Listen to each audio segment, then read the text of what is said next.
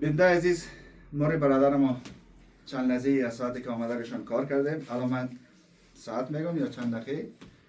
خودشان باز از زبان خود میگن چی مشکلات داشتن و از اول که آمده بودن چی حال داشتن و حال خودشان چی حال داره، چی حسی دارن.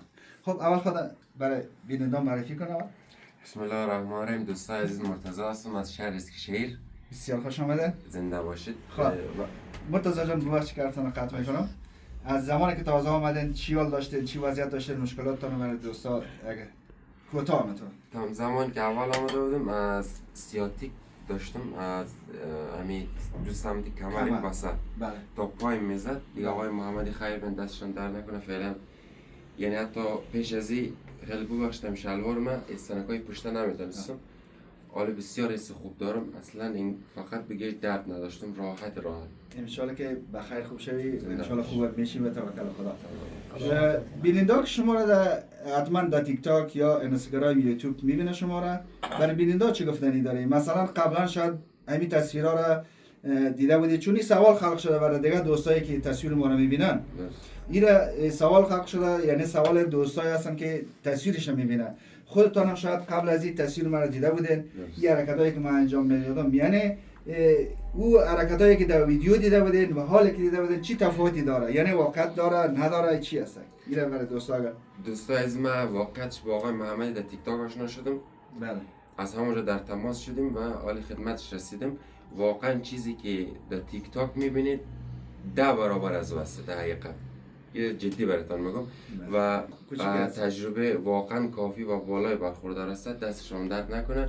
انشالله که هر کس دوستای قبل از ما آمده بودن و بعد از ما میه انشالله که شفا پیدا. بله، چون به خاطر از اینکه دوستا وایس گذاشته بودن، گفته بودن که شما ویدیوتون مثلا یک دقیقه میمونین یا 30 ثانیه‌ای میمونین، چرا ویدیوتون طولانی نیست و علت چی است؟ علتش برادر این است که اگر ما در تیک تاک باشیم، اینستاگرام باشیم یا مثلا یوتیوب باشیم، بیشتر از 1 دقیقه آپلود نمیشه. با او دلیل است که ما مجبور هستیم که ویدیو را پارت 1 2 3 4 5 کنیم. اگر شما بیننده باشین واقعا که تعقیب کنین، پارت 1 2 را اگر تعقیب کنین اون فیلم کامل میشه. ولی متاسفانه شما یک سر میبینین و سوال خلق میکنین، میگن که آقا چرا 30 ثانیه ماندی، چرا قدر ماندی، چرا قدر ماندی. ما خدمتکار هستیم، برای خدمت آمدیم، نه کدام در این مقام مقصدی داریم، نه اینا خود آقا مرتضی جان همیان شاهد هستن.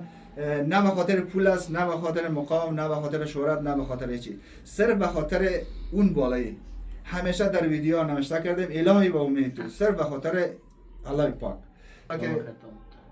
اینمی فقط آرزویم است که دوست ما وقتی که میاد یک لبخند که دم چهرهش میبینم، برای من نمی دنیا ارزش داره. بس مثلا خب چیزی گفتنی برای آخر اگر گفتنی داشته باشه برای بیننده دوستان عزیز، هم گفتنی هم مقدار که آقای محمدی واقعا یک استاد خیلی با تجربه. واقعا چیزی که در ویدیو ها میبینید فقط چند ثانیه است، 20 ثانیه 30 ثانیه است.